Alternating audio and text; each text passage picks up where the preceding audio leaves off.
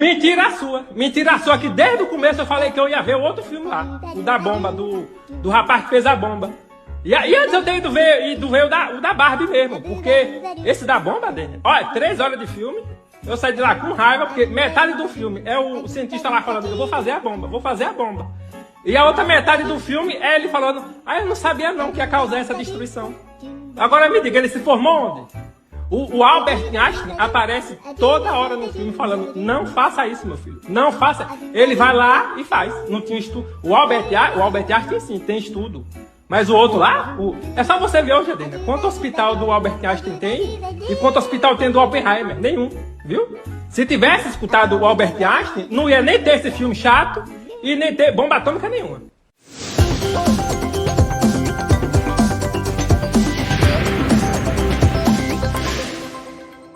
Podcast Juiz Xandão, com Juliana Ribeiro e Alexandre Gomes. Olá!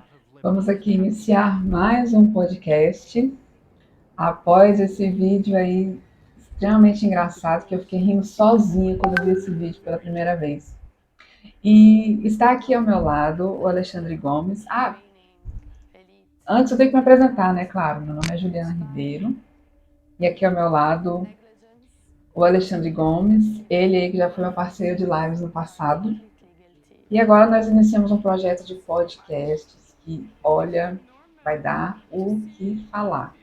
Um projeto de 2 comunicadores, de 2 pessoas que vivem aí o universo tecnológico há anos. E hoje nós vamos falar sobre um tema que está aí bombando nos últimos dias, que é o quê? O filme Oppenheimer. Já ouviu falar?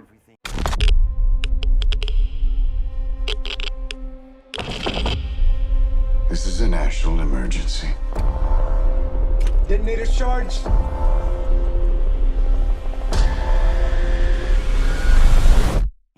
Pois bem, está dando aí muito ibope na internet, na mídia, e eu e o Alexandre, nós assistimos o filme, valeu a pena demais. Se você ainda não conferiu, confere, você vai gostar.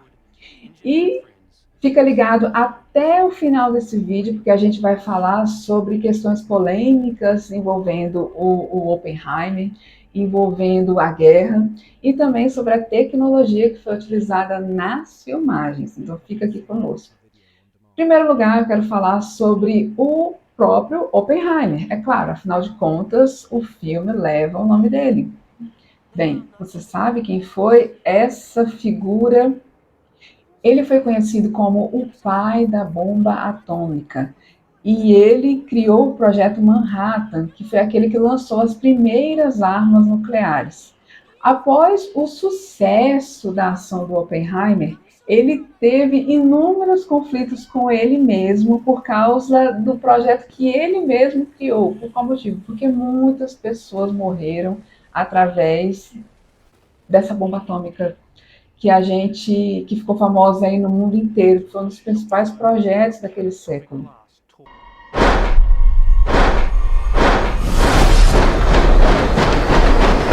Eight, 7, 6, 5, 4, 3. Truman needs to know what's next. 2, What's next? 1.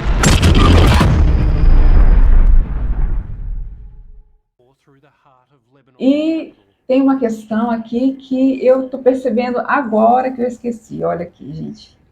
Eu esqueci de deixar o Alexandre Gomes se apresentar, mandar um olá para você. Então, Alexandre, manda um olá para quem está aí nos assistindo neste momento. Não, estava ótimo. Olá, pessoal. Olá a você que está aqui nos acompanhando nesse momento dessa nossa jornada inicial de várias lives, vários podcasts. Sim, nós estamos aqui agora empenhados em fazer uma análise tanto do filme quanto da questão histórica da própria existência desse físico sensacional, que tinha um lado obscuro também, né? E que influenciou a história para sempre depois da sua atuação na Segunda Guerra Mundial, né? Isso mesmo. Como o Alexandre falou, ele influenciou a história Ou seja, não é uma figurinha aí que a gente deve ignorar, deve deixar de lado. Então, enfim, vou falar aqui um detalhe sobre esse filme. Para quem não sabe, o filme Oppenheimer utilizou a tecnologia IMAX. E eu, antes de ficar sabendo dessa questão, sabia pouco ou quase nada dessa tecnologia. Mas bem, eu vou falar para você o diferencial dessa questão e por que você deve ficar sabendo sobre isso. Em primeiro lugar, por que eu tive curiosidade por esse tema? Porque o próprio estúdio da Universal criou um vídeo no YouTube falando especificamente sobre essa tecnologia, ou seja, a tecnologia ela foi aí uma das estrelas da história do Oppenheimer. Eles fizeram absoluta questão de frisar isso. E o que tem de diferencial no IMAX? Ele tem a capacidade de mostrar imagens muito maiores em tamanho e resolução que os sistemas convencionais de exibição de filmes. Por motivos de comparação numérica, a resolução da tela IMAX chega a 10.000 por 7.000 pixels, enquanto uma tela convencional tem 2048 por 1080 pixels, ou seja, uma qualidade muito superior, uma resolução muito melhor. Aqui no Brasil nós temos poucas telas de cinema aí que se adaptam ao formato IMAX, e o filme Oppenheimer foi todo filmado dentro dessa tecnologia. E outra questão também que me chamou, que me atraiu a curiosidade, foi o fato também da Universal, dentro do Instagram, também fazer várias alusões a essa tecnologia utilizada no filme. E é claro, nós vamos ficar aí antenadíssimos nessa tecnologia e passar para vocês aí futuras ações. Então, por isso que você tem que acompanhar aqui nossa série de podcasts. E eu vou também deixar nesse momento o Alexandre falar, porque ele tem algumas considerações muito importantes a respeito da ocasião em que foi feita o filme e outros critérios também que ele observou, que ele quer ser mais analítico, mais pensador.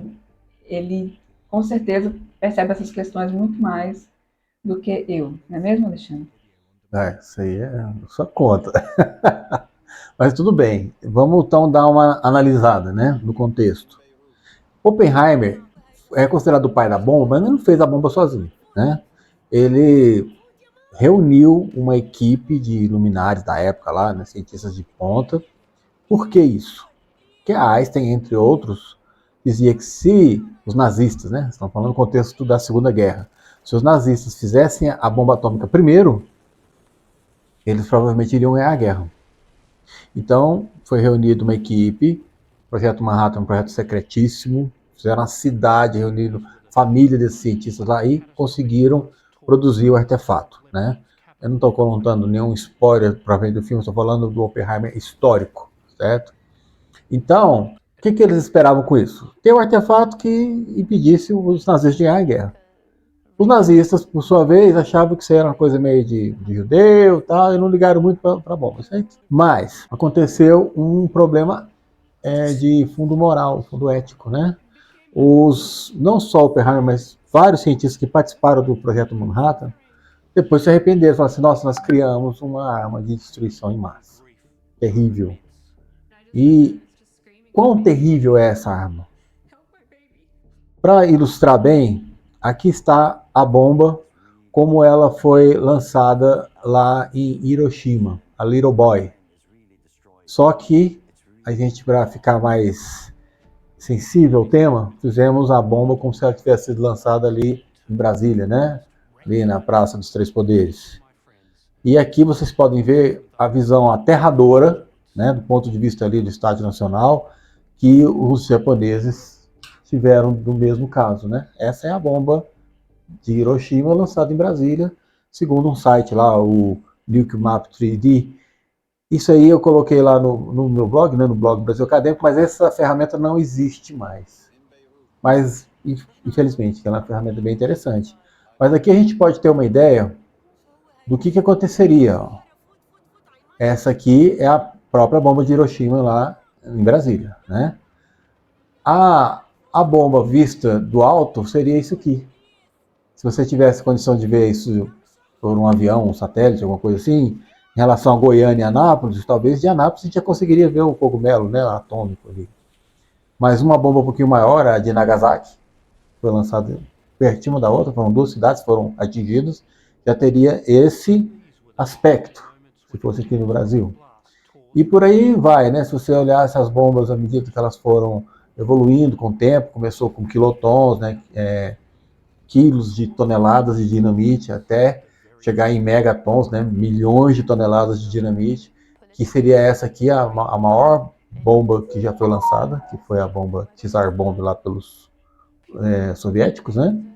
E a que foi projetada e que nunca foi lançada. Você vê que a projeção do cogumelo atômico chegaria até Anápolis, mais ou menos. Essa é a proporção de destruição de uma única bomba em relação às bombas convencionais, que tem que ter avião jogando bomba lá toda a vida só para destruir um quarteirão, por exemplo, né? Essas informações estão no site Brasil Acadêmico, que é o blog do Alexandre. Okay? Exatamente. E se vocês quiserem brincar com isso, brincar no sentido de explorar, não tem mais o NukeMap 3D, mas tem uma versão bidimensional para você ver um mapinha, você pode escolher qual é a bomba que você quer simular, qual é o lugar, não precisa ser Brasília, pode ser qualquer outro lugar, e você pode, por exemplo, detonar a Little Boy, ele calcula até a quantidade de fatalidades, né, e pessoas feridas, queimadas e etc. A coisa é muito séria. Por isso, esse pessoal lá do projeto Manhattan ficou tão abalado, sabendo disso, muito antes da gente, né? Lá em 1947, eles fizeram o que nós chamamos de relógio do juízo final. Que é isso? Eles juntaram num comitê os maiores cientistas do mundo e resolveram criar uma forma de representar graficamente para que todo mundo pudesse entender, né, esse problema do apocalipse. O relógio do juízo final, ele tem um tema também correlacionado com o filme Oppenheimer. E quem me falou dessa questão do relógio foi até mesmo o próprio Alexandre. E por que existe essa relação, Alexandre, do filme Oppenheimer com o relógio do juízo final? Onde é que a pessoa aí que está nos assistindo vai colher aí essa questão, essa informação? Exato. Por exemplo, lá no filme, Einstein e Oppenheimer são colocados quase como se fossem antagônicos, certo? Mas na vida real, vamos dizer assim, eles se uniram nesse comitê, é o boletim dos cientistas de energia nuclear, vamos colocar assim, para alertar a humanidade que isso aí realmente é um jogo que ninguém ganha. Que essas bombas foram feitas para não serem atiradas, porque se essa guerra começar, é o fim da humanidade, ninguém vai ganhar. Então, para ficar mais fácil das pessoas que não têm tanto conhecimento de física, de energia nuclear entender, eles criaram um relógio simbólico que, quando foi criado lá atrás, em 1947, marcava 7 minutos para meia-noite. E com isso, era aquela ideia assim, de contagem regressiva. Então, eles juntam lá especialistas em física, em política, em geopolítica, em armamento, e com isso eles estipulam assim, está mais próximo de ter uma guerra, está mais próximo de acabar o mundo, ou mais distante. Chegou uma notícia para mim que me deixou um pouco ressabiado. A gente não está ouvindo falar tanto desse relógio, mas com a guerra da Ucrânia, com as fake news, a desinformação, com essas ameaças biológicas, como a Covid, né, que a gente vai lá destruindo o meio ambiente, vê um morceguinho lá que tem um vírus, vê alguma coisa que está congelada, que está uma bactéria que ninguém nunca viu, não tem vacina, não tem defesa para aquilo, a gente pode estar mais próximo do que nunca na história do apocalipse, né, do final dos tempos. E isso está bem claro nesse relógio do fim do mundo, certo? Tem um relatório que vocês podem acessar lá depois o site do boletim, e isso vai dar essa dimensão. Tem essa postagem que vai dar uma forma de você chegar lá no boletim, mas a gente vai colocar aqui embaixo, né, na nossa descrição do vídeo, e com isso a gente vai conseguir deixar todo mundo explorando o tema com a profundidade que merece. Então entra lá depois no blog Brasil Acadêmico, procura lá por esse post, procura lá pelo termo relógio do juízo final que você vai achar esse post do Alexandre, recomendo. Um tema aí apocalíptico, parece ser do final dos tempos, parece ser aquela coisa assim distante, mas o Alexandre disse agora que não é tão distante assim. Afinal de contas, algo em que o Albert Einstein se envolve, olha, esse cara era muito cabeçudo. Muita coisa que ele falou realmente se concretizou. Eu também leria sobre esse tema se fosse você. Então entra lá no site Brasil Acadêmico.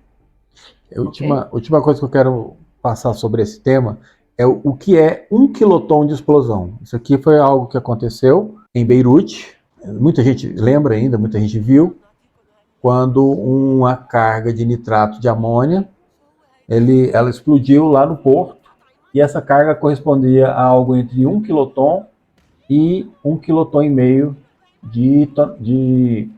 Vamos colocar num termo que fica mais fácil de entender. 1.000 toneladas de dinamite e 1,5 toneladas de dinamite. Com isso, a gente tem essa situação que vocês estão vendo aí no vídeo. Né? Uma destruição em que a explosão é vista antes até da onda de choque chegar, e a onda de choque machuca muita gente, porque a pessoa vai na janela para ver direito, aí depois é que vem a onda e machuca, né, muitos, infelizmente, né, muita gente que é inocente aí na história. Então, Ju, acho que era esse o recado que a gente tinha para dar hoje, né? Hoje eu tô ali fissurada na notícia, tô ali observando o estrago da bomba, enquanto o Alexandre estava falando, observando ali mais uma vez. É algo difícil até de se ver, mas é importante a gente ter esse conhecimento. Mas bem, então era isso que a gente gostaria de deixar para você hoje. Se você tiver alguma sugestão de pauta, olha, é só encaminhar, deixar nos comentários, manda pra gente por e-mail, manda pra gente por WhatsApp, deixa lá no comentário no blog do Alexandre. Tem o meu blog também, olha, o meu blog é julianaribeirobio.com.br/blog. Entra lá no meu blog, que lá também tem notícias, tem também matérias de pessoas das quais eu faço assessoria. Então, depois, confere lá como é que está o meu blog também, ok? Tá aí, ó, para quem quiser conferir as últimas novidades. Ai, que maravilha. Sou fã desse blog. Eu também, sou super fã do blog do Alexandre. Um forte abraço para todos. Até breve. Até breve. We knew the world would not be the same. Few people laughed. Few people cried. Most people were silent. I remembered the line from the Hindu scripture, the Bhagavad Gita. Vishnu is trying to persuade the prince that he should do his duty, and to impress him takes on his multi-armed form and says, "Now I am become death, the destroyer of worlds." I suppose we all thought that one way or another.